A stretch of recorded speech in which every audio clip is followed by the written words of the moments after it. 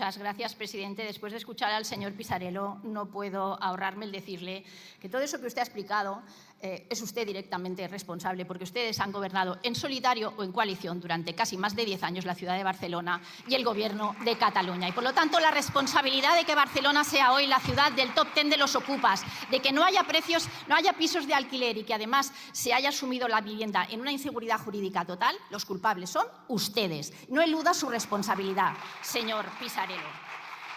Pero no hemos venido aquí a hablar de las políticas del señor Pisarello y de su socia, la señora Colau, sino que hemos venido a hablar de lo que nos explicaba el señor Noriega así sucintamente, porque desde el afecto, señor Noriega, debo reconocer que pocas iniciativas me han sorprendido tanto como esta. Usted ha tenido que hacer un preámbulo sobre la situación de la vivienda en España, porque la verdad es que la iniciativa no daba para mucho más.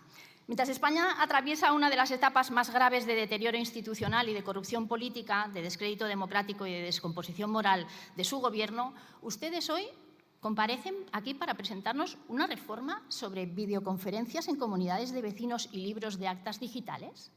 ¿De verdad no tenían nada mejor en el archivo de sus iniciativas parlamentarias? ¿No tenían nada de más calado político?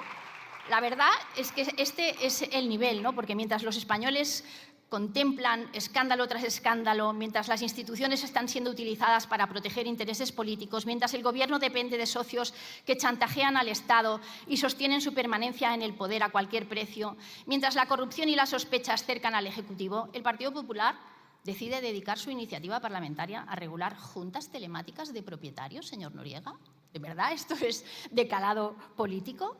Porque esto no es casualidad, ¿eh? Esto es una decisión política que ustedes han tomado, ¿no? Y a mí me parece que esta es una decisión de no incomodar, de no confrontar, una decisión de ejercer una oposición burocrática inofensiva y perfectamente asumible por este Gobierno que no acaba nunca con sus escándalos. Mire, el problema de esta iniciativa no es solo su contenido, el problema es lo que simboliza.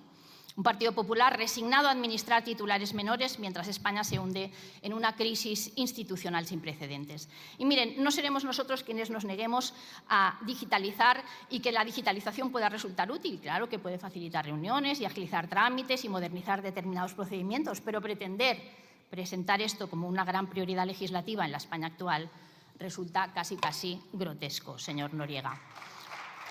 Los españoles no están preocupados por si la Junta de Vecinos puede celebrarse por videoconferencia, no. Están preocupados por la inseguridad, esa que el señor Pisarello y sus socios han creado en la ciudad de Barcelona. Están preocupados por la ocupación, esa que el señor Pisarello y sus socios socialistas dejan impune en la ciudad de Barcelona. Están preocupados por el acceso imposible a la vivienda. Eso pasa en cualquier lugar de España, por la degradación de los servicios públicos, por la presión fiscal, por la corrupción política y por la sensación creciente de que las instituciones ya no protegen al ciudadano honrado, señor Noriega. Sobre todo esto ustedes podían haber presentado hoy una iniciativa parlamentaria, pero no. Ustedes nos han traído una reforma de alcance mínimo, limitada a permitir juntas telemáticas, comunicaciones por correo electrónico y libros de actas digitales. ¿De verdad? ¿Eso es todo, señor Noriega? ¿Es lo más importante que se les ha ocurrido? 3 modificaciones técnicas menores, vendidas como si fueran la gran modernización legislativa, pero es que además ni siquiera es una reforma especialmente sólida, porque esta iniciativa deja enormes dudas jurídicas y prácticas. Hablan ustedes de digitalización, pero ignoran que miles de personas mayores que siguen teniendo enormes dificultades tecnológicas pueden quedar excluidas de la participación efectiva en sus propias comunidades.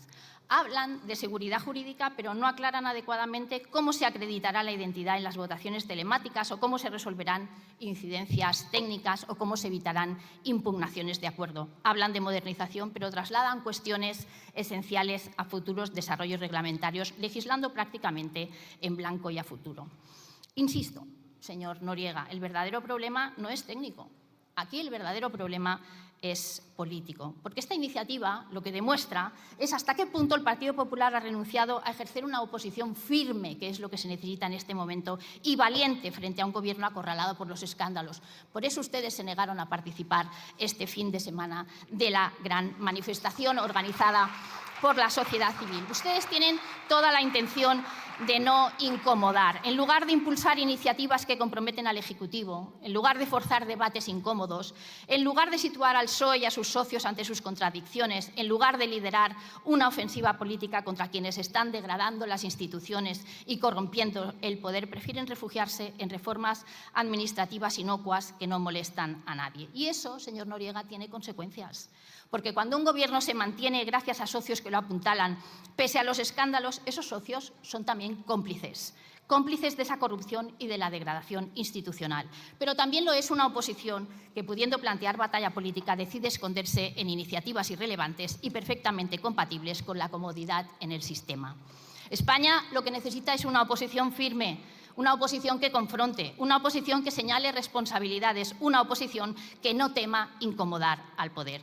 Y lo que hoy trae aquí el Partido Popular es exactamente lo contrario. Una oposición pequeña para un problema gigantesco que tenemos hoy todos los españoles. Nada más y muchas gracias. Gracias.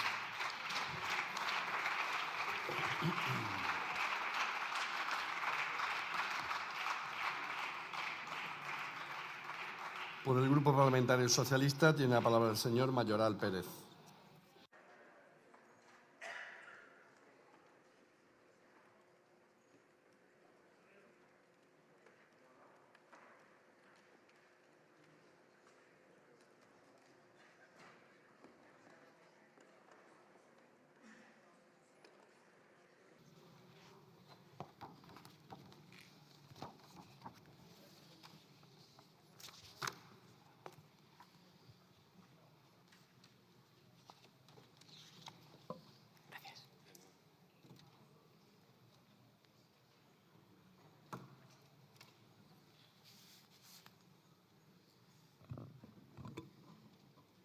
Gracias, presidente.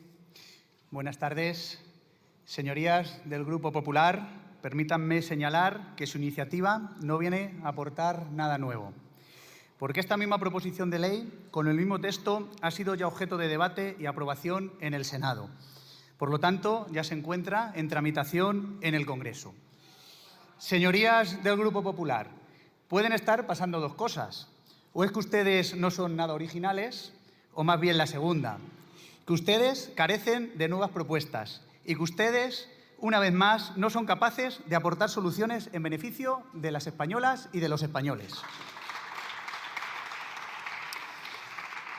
Señorías, hoy debatimos la proposición de ley de modificación de la Ley 49/1960 sobre propiedad horizontal, que nos trae a esta Cámara el Grupo Popular. Me gustaría resaltar, en primer lugar, que la Ley sobre propiedad horizontal tiene por objeto regular entre los copropietarios de un edificio los derechos, obligaciones y el régimen de actuación de comunidad de propietarios, donde más del 80% de la población española vive en ellas, englobando la gran mayoría del parque de viviendas de nuestro país. Es cierto que la situación que vivimos con la pandemia conllevó la aprobación del Real Decreto Ley 8/2021, donde se reguló de manera temporal la posibilidad de realizar juntas de propietarios telemáticas y los requisitos que se deberían cumplir para que fueran válidas. Estas medidas finalizaron su vigencia en diciembre de 2021. A raíz de esto, señorías, nuestro grupo en el Congreso presentó una enmienda al proyecto de ley por la que se aprueban medidas urgentes para la ejecución del PERTE en materia de servicio público de justicia, función pública, régimen local y mecenazgo, en la misma dirección que la planteada en la proposición de ley que está actualmente en tramitación en la Cámara. En esa enmienda, entre otras cosas, se planteaba la regularización que hoy se propone en esta proposición de ley por parte del Partido Popular. Por ejemplo, como es en materia de notificación electrónica de los propietarios de fincas en régimen de propiedad horizontal, la posibilidad de celebrar las juntas de forma telemática o el uso del soporte electrónico en cuanto a sustento de libros de actas. La tecnología no solo nos permite interactuar personalmente, sino que también nos sirve para gestionar actos jurídicos, entre ellos los derivados de las relaciones de vecindad. Pues bien, desde el Grupo Socialista, con nuestra enmienda, proponemos además, entre otras cosas, un cambio ambicioso de la Ley sobre propiedad horizontal, acorde con la realidad digital que estamos viviendo. Así, facilitamos el desarrollo de la actividad de las comunidades de propietarios, pero también de los administradores de fincas, para que la eficacia, la eficiencia y el acceso a la información son claves para agilizar la toma de decisiones y promover un entorno más colaborativo y participativo de los vecinos. Se garantiza también, no lo perdamos de vista, los derechos de las personas más vulnerables, atendiendo a la denominada brecha digital. Es decir, aquellos propietarios que o bien tienen dificultad de acceso a los mecanismos digitales o bien tienen dificultad también en torno a su manejo. Señorías, les recuerdo que durante esta legislatura este Gobierno de España introdujo una reforma más en la Ley sobre Propiedad Horizontal, a fin de que todas las actuaciones para asegurar la accesibilidad universal de las personas con discapacidad resulten obligatorias.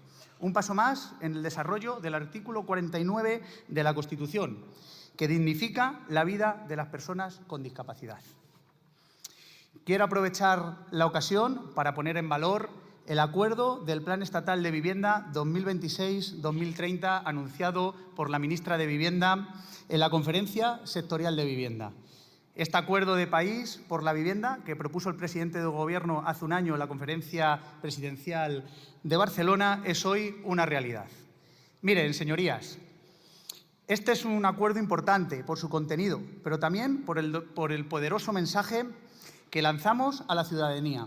Diferentes administraciones de diferentes colores, remando juntos para resolver el principal problema de la ciudadanía.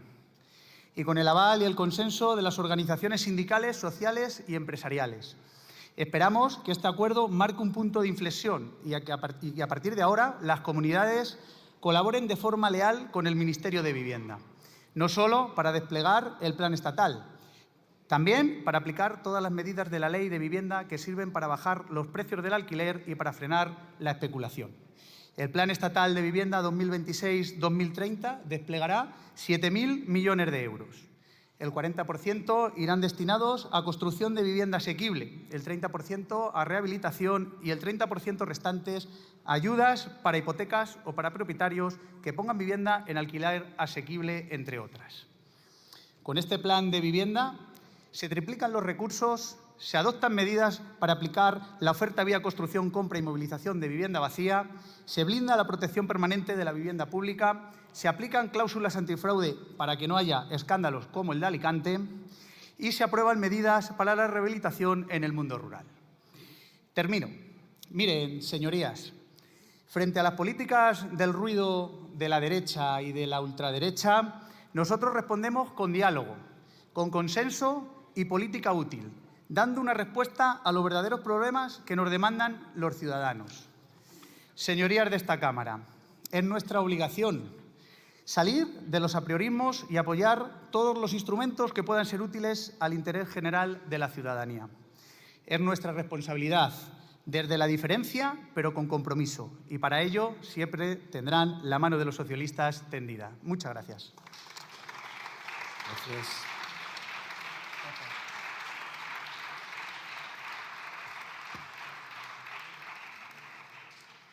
Pasamos al debate de toma en consideración de la proposición del señor Álvaro Vidal y otros 20 diputados de reforma del reglamento del Congreso.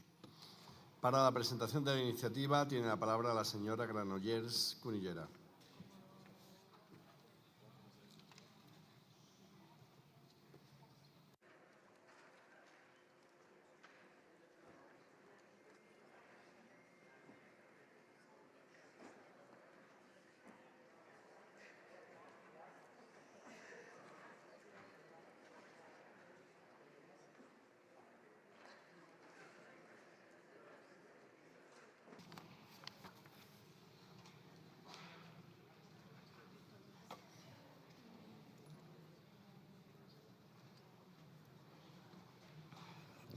Gràcies, president. Bona tarda, diputats i diputades. Avui presentem aquesta proposta de reforma del reglament del Congrés perquè defensem una idea molt simple però molt important. Cada vot ha de valer el mateix i la ciutadania ha de poder veure representada la seva veu en igualtat de condicions dins aquesta cambra. El Congrés de Diputats no és només un espai de debat, és un lloc on es fan lleis, on es controla el govern i on s'expressa la pluralitat política de l'Estat. Quan aquesta pluralitat no reflecteix també en el funcionament intern de la cambra, la democràcia queda limitada. Actualment, per constituir grup parlamentari, el reglament exigeix 5 diputats i, a més, un 5% dels vots a tot l'Estat o un 15% dels vots a cadascuna de les circumscripcions on una candidatura s'hagi presentat. Uns requisits desproporcionats que han provocat en moltes ocasions que forces polítiques amb centenars de milers de vots i amb una representació molt important als seus territoris hagin estat enviades al grup mixt. I això no és una qüestió menor.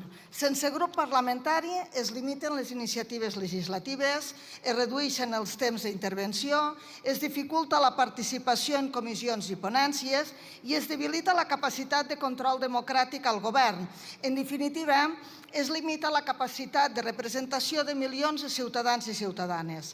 En els darrers anys hem vist també com la constitució dels grups parlamentaris depenia massa sovint de la interpretació política de la mesa del Congrés, és a dir, drets parlamentaris bàsics quedaven a l'arbitri de majories conjunturals del PP o del PSOE. Nosaltres creiem que els drets democràtics no poden dependre de la discrecionalitat política. Per això proposem una reforma clara, objectiva i raonable, que respecti la realitat territorial de l'Estat davant de la barbàrie on ens podem trobar. Proposem mantenir el requisit mínim de 5 diputats, però reduïm els llindars electorals del 5% al 3% dels vots a l'escala estatal o del 15% al 10% dels vots a les circumscripcions on les candidatures es presentin. Perquè no estem parlant de privilegis, estem parlant de democràcia, de garantir el pluralisme polític, de respectar el dret de participació política de la ciutadania. Els estats del nostre entorn tenen reglaments parlamentaris en ple compliment d'aquests principis democràtics. Per exemple, a Portugal, qualsevol partit amb representació es pot constituir com a grup parlamentari. A Itàlia es garanteixen drets i recursos als representants de la Val d'Aosta o de Tirol del Sud. A França no s'exigeix cap percentatge de vot en concret per poder tenir grup parlamentari propi. En resum, el que volem és ser més representatius de la realitat diversa i plurinacional de l'Estat i amb una democràcia més justa, més plural i més transparent. Per això la presentem conjuntament diputats i diputades de diferents espais polítics, perquè entenem que defensar els drets parlamentaris és també defensar la qualitat democràtica de les institucions. I acabo amb una pregunta que crec que ho resumeix tot. Una pregunta que és: algú pot estar en contra de ser més democràtics i votar en contra d'aquest projecte de llei? Gràcies. Muchas gracias. Tiene la palabra la señora Micómico.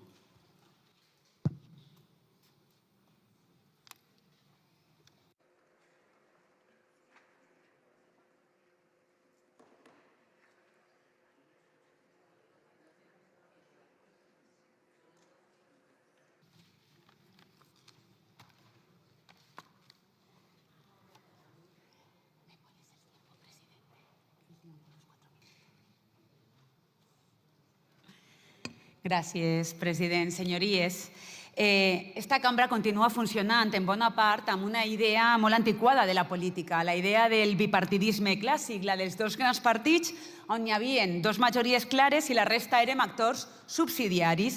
Però aquesta realitat ja no és la realitat que representa a la societat avui en dia. Avui vivim en una democràcia que és plural i que és multipartidista.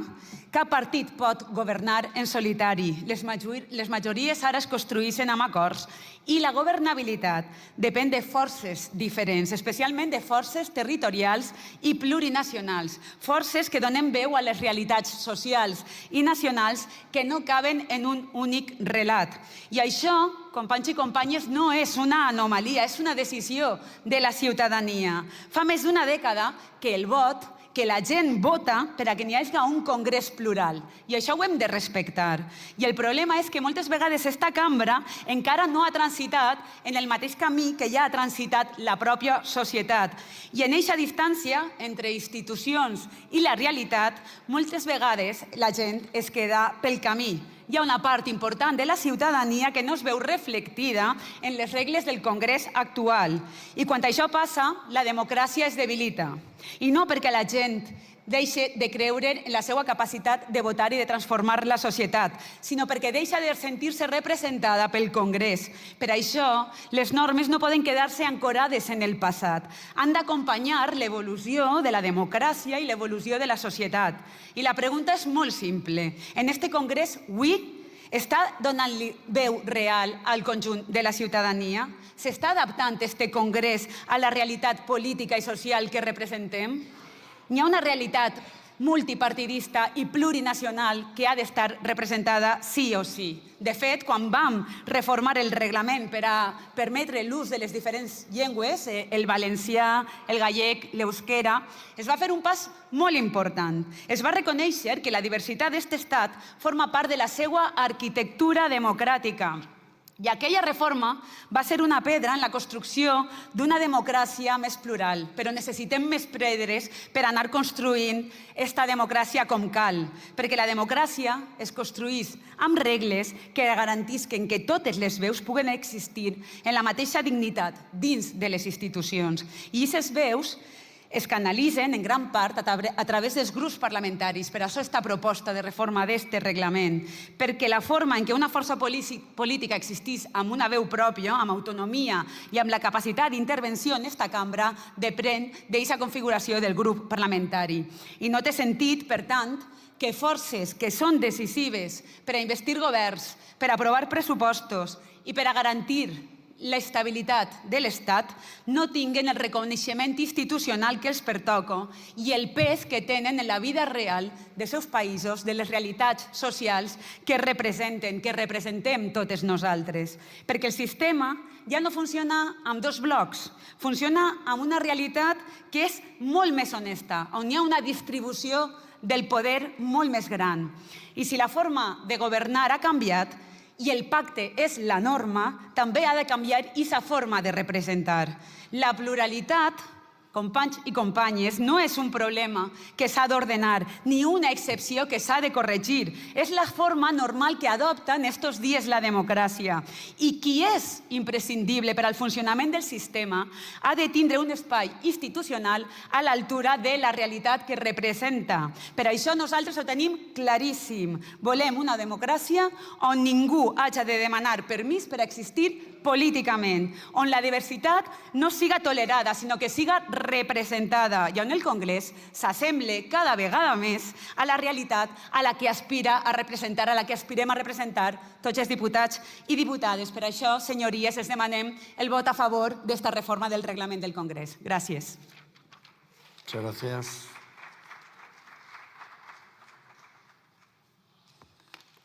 Tiene la palabra el señor Sánchez Serna.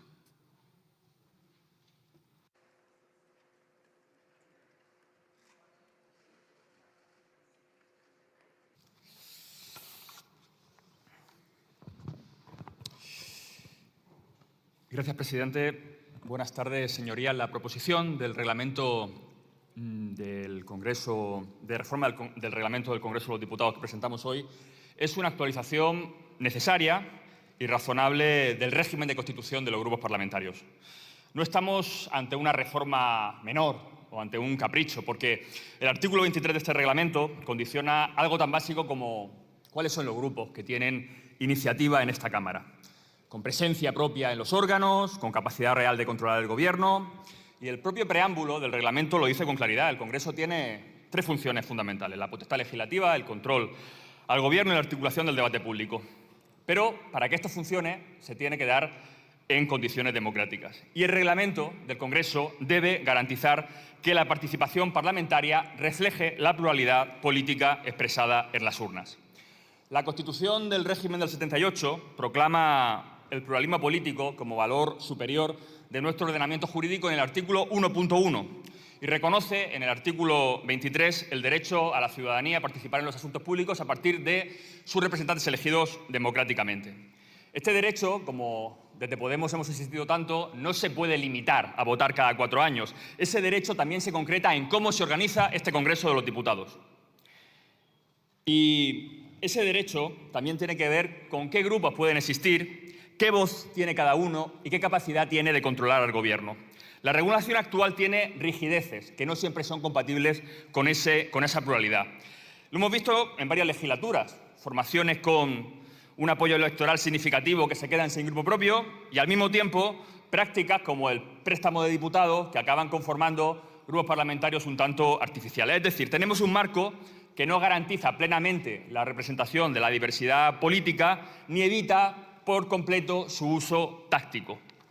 La reforma que se propone hoy corrige, a nuestro juicio, ambos problemas. Por un lado, mantiene el umbral general de 15 diputados para constituir un grupo, pero lo flexibiliza de forma razonable para formaciones que no alcanzan ese número, a las que le bastará tener 5 escaños y haber obtenido al menos el 10% de los votos en el conjunto de las circunscripciones donde presentaron su candidatura o el 3% de los votos emitidos en el conjunto del Estado. A nuestro juicio, esta reforma tiene una lógica que es completamente democrática. Permite que fuerzas con apoyo significativo, bien sean concentradas territorialmente o bien que tengan una distribución estatal, puedan tener un grupo propio si han superado umbrales de apoyo electoral que no son marginales, que son importantes. Es decir, acerca el reglamento a la realidad del pluralismo que expresan las urnas y reduce la distancia entre la realidad del Parlamento y la realidad de la calle. Por otro lado, esta reforma introduce 2 cautelas que son importantes. Una, que no pueden constituir grupos separados quienes pertenezcan al mismo partido, y 2, que tampoco pueden formar grupo quienes en el momento de las elecciones pertenecieran a formaciones que no se hubieran enfrentado en ellas. A nuestro juicio se trata de un equilibrio virtuoso. Se amplía el perímetro del pluralismo político efectivo y se facilita la constitución de grupos políticos cuando hay proyectos diferenciados. Y a la vez se ponen límites claros para evitar la conformación o la proliferación de grupos políticos artificiales. Se trata, en definitiva, de una reforma para reforzar el pluralismo político y el derecho a participación, y por ello también creemos que esta reforma puede aumentar la legitimidad de esta Cámara al reducir la distancia entre la pluralidad de la calle y la pluralidad del Parlamento. Nada más y muchas gracias. Gracias.